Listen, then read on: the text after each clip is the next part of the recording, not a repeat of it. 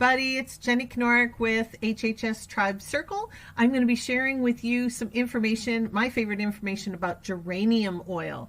This is a beautiful oil. It's floral, but it's distilled from the leaves and the petals. And I love this personally because it was one of my mom's favorite flowers. She had these growing everywhere. And traditionally, I keep them growing all year round in the house as well. But it's a wonderful oil. This is an oil that you can take internally as well as topically and aromatically. So of course I'm diffusing this, but I also incorporate this into my lotions.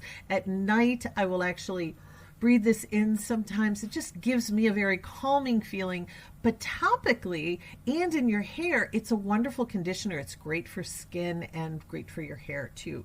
So check out the links below. You can find more information. Reach out to me if you have any questions. But geranium oil is a beautiful oil. Get yours out today, experience it, and if you'd like to get a bottle, let me know. Take care.